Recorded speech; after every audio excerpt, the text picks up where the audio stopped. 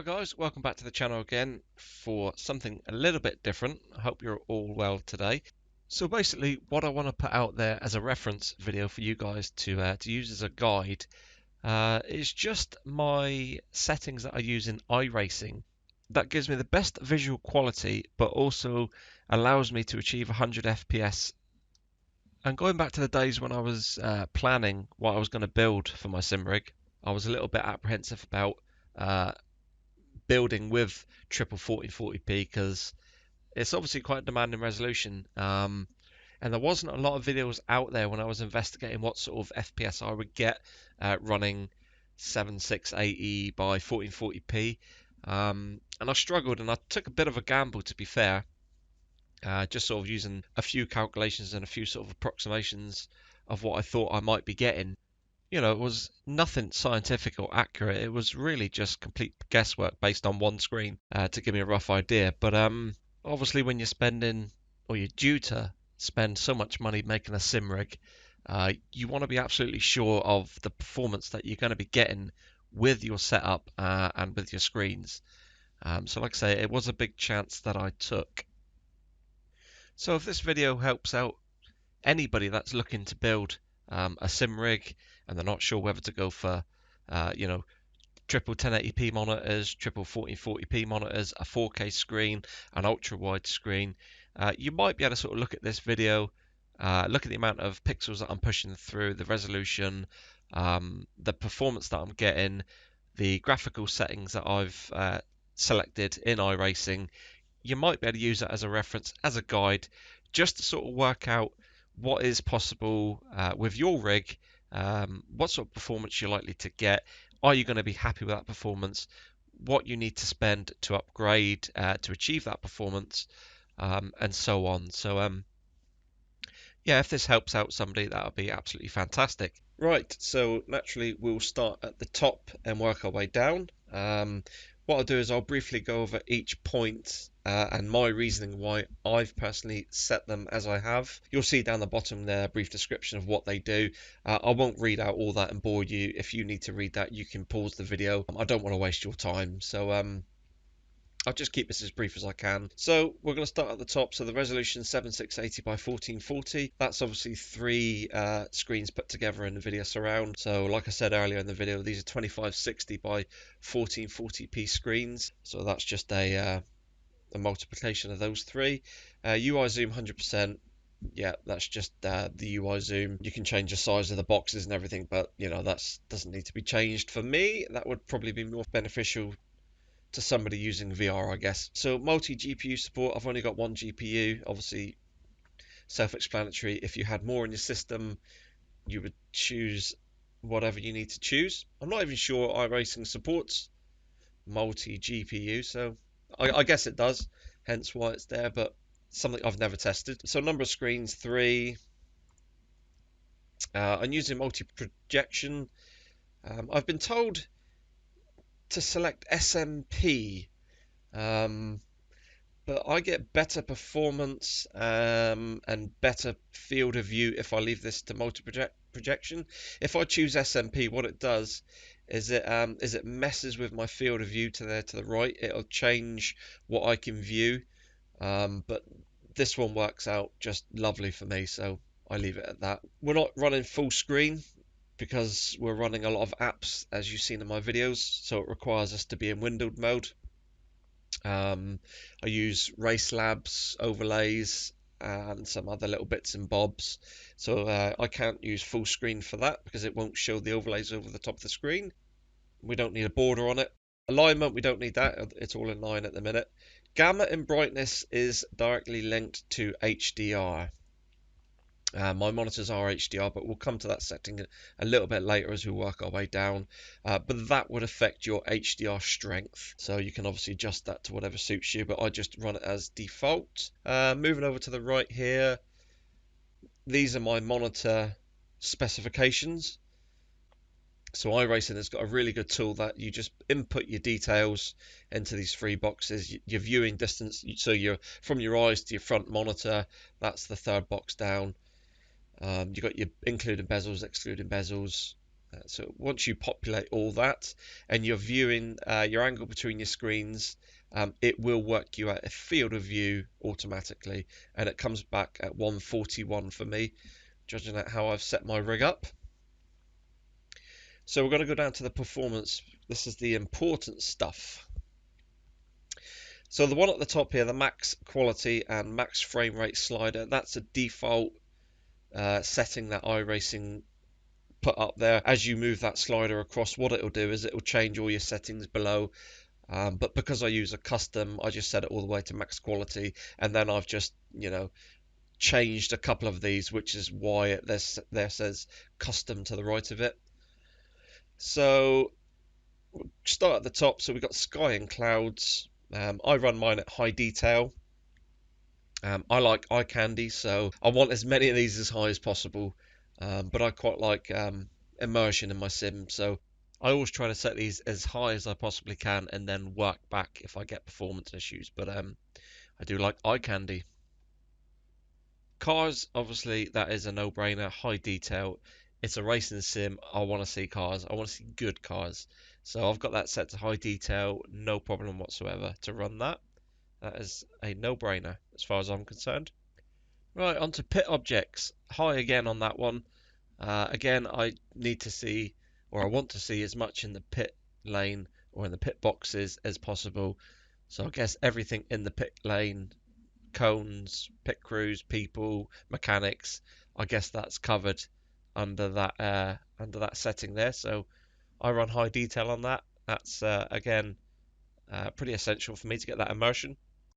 The event, obviously that's the objects, the amount of objects around the track. So when you're racing, that setting it to high will display as many details and objects around the track as possible. Cranes, armco barriers, signboards, all of that sort of stuff. So I'll run on high just for again immersion. I just want as much displayed around the circuit as possible. So grandstands, high detail. If you turn that to low, let me restart again. Grandstands are quite a hog to the system, I found, especially on triple screens, triple 1440p. I can just about get away with running on high detail, but if I do need some extra frames, then I would drop that down to low. But as it is, it's okay on high. Grandstands combined with crowds, those two there go sort of hand in hand. If you put both of those on high detail, on certain circuits where you cross the start finish line, so where the grandstands are going to be built up, where the pits are and everything like that, you will see a massive reduction in frame rate. It will be, so obvious. So I basically have to run the low detail crowds to get away with the high detail grandstands, or else for me personally, my frames would go down to about 60, which, dropping from about 120-ish to 60, you do notice it when racing. So I leave the grandstands to high detail, but I turn the crowds to low detail. So I'm not really interested in how they look. As long as I can see that there are something there on the side of me, that's good enough for me. Moving down to objects, that's trackside objects. So I'm guessing that would be things like braking markers, cones, tyres, anything that's going to be on the side of the track. I have that on high detail as an absolute must, because obviously for trackside objects we rely on brake markers, braking points, so you want as much detail around the circuit to help you with those braking points, so that's why I run high. Particles, again, I like eye candy, so we're running high detail on those, as well as the two boxes underneath. I think they are linked to the particles because that's kind of like a bullet point there, but the full res and the soft are ticked as well. So that's obviously full res particles, and I guess it makes them softer, so easier on the eye. So I don't see any sort of performance issues with those, so I'd tick both of those. That ain't a problem. Max cars I've got set to 63. This is all to do with Crew Chief, so a separate app that I run. Crew Chief does rely on this being 63, so it can generate all the correct information, so it can relay that back to us. So that's why that one is set as so. Okay, moving across to where it says the draw the cars in the pits. This is the amount of cars to be drawn. It's not very often you're going to be racing more than 40 cars at a time, and you're not going to be seeing all those 40 cars on things. So I think that is the default setting for me. I don't think I've changed that one, but I just run to 40 cars. Moving down again, so we've got dynamic LOD. So that's dynamic level of detail. I've got that set to 60. I run 120-ish when I'm in the sim racing, so I think what that's doing is that will generate detail for 60 FPS. So if ever I was to drop below 60 FPS, that would then alter the amount of detail that it would draw to get us back to 60. But I think the way I read it, because I'm at 120, I don't think that's going to start cutting detail from the game because we're well over 60. So I think 60 is probably, like most games, the golden number. I mean, I guess somebody might be able to correct me on that, but I'm not too sure, to be fair. That's just how I interpret that, and I'm probably completely wrong. Frame rate, I've got limited here to 144. So the reason for that, like I explained early on in the video, my monitors are 144 Hz adaptive sync monitors, so there's absolutely no reason to go above 144 frames in the game. Just below that, vertical sync is disabled. Again, like I've just said, they're adaptive sync, so there's no reason to run vertical sync, as that's the whole point of adaptive sync. Pre-rendered frames, I think that only applies if you're running multiple GPUs, so Crossfire or Sly. So we're just going to leave that as one, a standard, as I'm only running one GPU. So we're going to move up to anisotropic filtering. I've got that one set to 16 times. Historically in PC gaming, AF doesn't really affect performance all that much. So it's the one that you can generally just set to the maximum. The long and short of anisotropic filtering, it just basically enhances the image quality of textures. So basically, the higher the number for that, the further into the distance it will display a texture cleanly.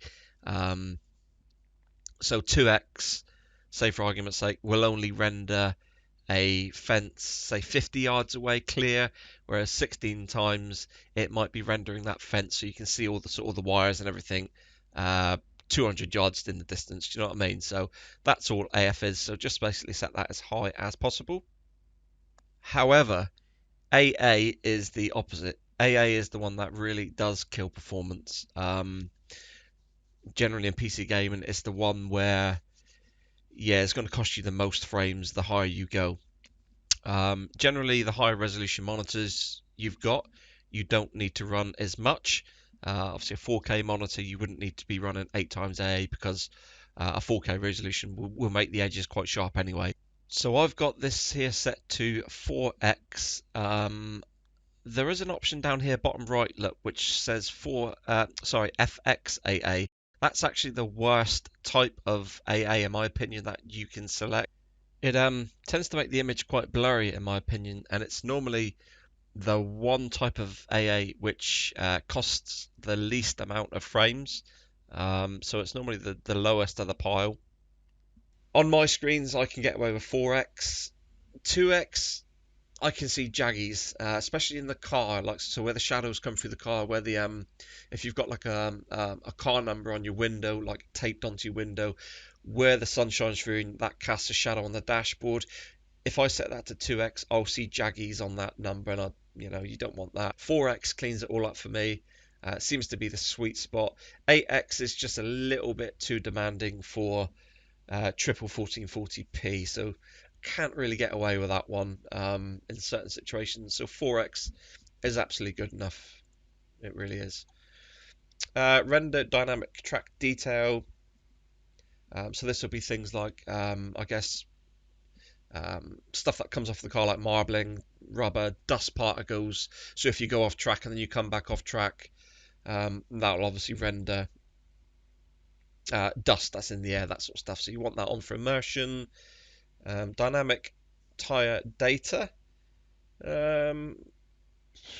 Pass. What does that read out? I'm actually going to read this one. The option enables or disables rendering of dynamic tired data. Okay, so that's obviously when you go off track, kicking up the grass, kicking up the dirt, kicking up the marbles. So that's all dynamically rendered. So I like that on. Doesn't really affect too much performance. Shadow maps on tracks and cars. You can choose a few options here. For me, I like to have tracks and cars. I don't need on everything. You don't need shadows cast, 100 yards in the distance, in the tree line, in a forest, in the bushes, beyond the pit crew. You don't really need that. You're not going to see everything. So when I'm racing, tracks and cars is my immediate vision. So that's why I run just tracks and cars. Dynamic objects. Yeah, I enable that. Again, dynamic stuff that goes on during the race. So just tick it. Yeah, it doesn't really affect my performance. Not too sure what the filter is. Enabling filtering of dynamic shadow maps on the track surfaces, walls and objects helps anti-alias some of the jaggy edge of shadow maps, mainly noticeable in replays. Okay, I've got it ticked. It doesn't seem to affect my performance. Night shadow maps. Again, iRacing does a lot of night racing, so you definitely want the night shadow maps on. Walls and headlights. I think this is linked together, hence why it's sort of as a bullet point underneath this one. So night shadow maps to be cast on walls and headlights. So I would imagine this would be pretty intensive for performance. But for me personally, on the 1080 Ti and the 6950X, this seems to be okay just to run this. Doesn't really affect my performance too much, but I want all that on for immersion. Number of lights, 3. I think that's default. I've just left that. Obviously, the more lights you have, the more shadows are cast, but as we all know in PC gaming, shadows is what really affects your performance. So the higher or the more amount of shadows you have in your games, the harder it's going to be for your GPU to keep up. So I've just kept that as 3. I don't see any problem with running 3. I get lovely shadows at night. Yeah, it all seems to be fine, so just leave that as 3.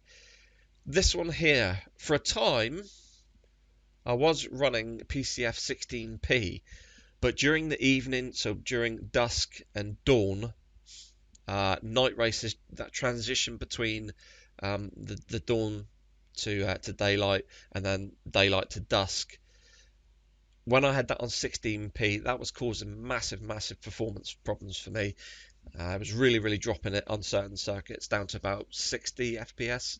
So that is an absolute no-no for me. So I've just turned that down to PCF4p filter. Seems to be absolutely fine. That is to do with the shadow maps. So I think that's just changing the quality of the shadows. But like I said, when you're racing, that's absolutely fine for me where it is. Dynamic cube maps, I just leave that as 0. I think if you turn that on to 1 or more, that will affect your FPS quite a bit. Fixed cube maps, I'm just running 0. I think these are both default, so you might be able to have a play with these, but for me, I probably have to keep these off for my resolution. I think these will be quite demanding for me. Shader quality is high detail. You can go to ultra detail, but like most games, you very rarely see a lot of difference between like absolute massively overkill ultra to very high to the next level down. So unless you've got them side by side, you generally can't see much difference between ultra and very high. So I just run high detail on those. We've touched on the rendered frames. We don't need to do that again. Up to the far right, so we've got we've got hide steering wheel. Obviously I hide it because, as you all know in my rig, I've got my steering wheel right in front of me. I don't need a steering wheel displayed on my monitor from my cockpit because I've got it in front of me, so I turn that off. 2-pass trees, again, you really don't need that. I'm racing, I don't really need to be fapping over the tree detail. It's absolutely fine, really. I don't care about the trees. They're there, that's good enough for me. When I'm hitting 150 200 miles an hour, I don't care what a tree looks like, as long as I get the impression that they're beside me. That's fine for me. So I don't need 2-pass trees enabled. Cockpit mirrors, so 3 is fine for me. So left mirror, right mirror, and then a rear view mirror. That will give you your 3 mirrors. High detail in mirrors, yes please. I need that immersion, so I need to see everything around me in high detail. Headlights, I've got that set to high detail. I do run with a virtual mirror. I don't know why. Pass. Some cars I find with my FOV for my 3 screens, sometimes what I get, because I like to sit quite close to the dash, so it feels like I'm actually in the cockpit when I'm sat in my rig. Sometimes you lose the actual real mirror that's in the car, so you can't actually see what's behind. So that's why I run the virtual mirror on that one. I think the FOV at 40 is probably a default setting because I've never changed that. I expect I could to make it feel more real, but I'm fine with 40. It's not a problem. Motion blur, I hate that effect in games. Absolute diabolical. Turn that crap off, along with all the other stuff like VA and chromatic aberration, all that sort of stuff. Vignetting, I don't want any of that rubbish. Hate it all. Just give me a nice, clean, clear image. So motion blur off. Obviously, personal preference. Motion blur will be good for sim racing because it will give you a greater sense of speed as things move past on the side of your vision. It will blur to give you the impression that you're going fast, but I don't like it. I turn it off for all my games, first person shooters, everything. It is a nightmare. Horrible. It might even save a little bit of performance, who knows, but rubbish, turn it off, get rid of it. Heat haze, self-explanatory. I really don't need to see heat haze on the circuit. When I'm racing, I'm not going to see it anyway. I'm not going to notice it. So that's pointless for me. I don't need to use any GPU memory on that one. Sharpening, don't need it. My monitors are pretty clear anyway at 1440p, and I am running the a little bit of NVIDIA sharpening from the NVIDIA control panel, so I don't need the in-game sharpening at all. We touched on let's move down. So HDR, I've got that enabled because my monitors are HDR monitors. So high dynamic range, basically all that's going to do is make the sun and the bright bits really strong, really bright, and make the dark bits really dark, so you get a very good contrast between the highs and the lows. For me, it adds to the immersion. So when you get a low sun, when it's in front of you and driving up on a hill, it gets in your face. That gives you another element to think about. Sometimes it can be quite blinding, especially if it bounces off of car windows, whoever you're racing. If it bounces off the bodywork, it just looks nice in it. For me, it just gives me that extra bit of immersion. And just going back up there to the top, we've got the gamma settings and the brightness. You can obviously adjust both of those for your HDR. That's what that does, but that isn't needed. Video mem swap high res cars. I personally have that ticked. I know roughly what it does. It does say just below there in the box, the 3 closest cars to the camera will render with high quality textures. I guess this is just to save a little bit of video memory. So cars that are further away, it won't use high res maps. They'll probably just be like a normal res. So I think this just improves the quality of the cars closest to you. I just got that ticked. I got a funny feeling that's a default setting. Actually, or maybe not. I think maybe I ticked that off of somebody else's recommendation. So it seems to be fine. Might have a play with that another time, but I've got that one ticked. 2048 by 2048 car textures. I think that helps for the paints that people run. So you want to display them in high res as possible. So we definitely want the paints to look good that we're downloading from the paint shop. Hide car numbers. Really don't know why that option's there, to be fair. The only thing I can think of is possibly it might have something to do with the paints that people download. Maybe you can hide a car number if you're getting some problems there. I don't know, but surely it's not a performance thing, so I don't know why it's there. Pass. And then moving right down to the bottom, we've got the 2 sliders there. The top one is the VRAM, so the video memory. You can slide that across to what you want to restrict it to. As you can see, I've got mine at 6 GB. Current load is only 3 GB, so we're only using half of what's allocated. And then below that, we've got system memory. I've got 16 gig of RAM in this rig. It's set to restrict it to 8 gig. Reason for that is I do a lot of recording in the background whilst I'm racing, so I do need some RAM there for all that. In the current load, we're only running just over 3 gig, 3.3 gig. I know we're not racing at the minute, but it very rarely goes higher than 4 gig. So yeah, those are those sliders down the bottom. So there we go, guys. That's how I set everything up in my display settings for iRacing. That gives me around about, I would say on average, between worst case absolute scenario 80 FPS. So the really, really tough circuits to draw for the GPU to handle on these triple 4040p. It's normally worst case, absolute worst case, 80 FPS on a full grid. Normally run around the circuit. If I was on my own, 120, 130, not a problem. But on a packed grid, 20 cars, say 30 cars, anywhere between 80 and 120 FPS, averages at about 100 FPS on these specific settings. Let's say that's a 1080 Ti. I've got the clock settings up there, so it's 1900 megahertz on the core, and it's almost 6,000 megahertz on the memory clock, and it has no problem sort of keeping up around about the 100 FPS mark. And this is, quite a demanding resolution, 7680 by 4040p. I think that's about 11 million pixels. So that's a hell of a lot of pixels. I think 4K is only between 8 and 9 million pixels.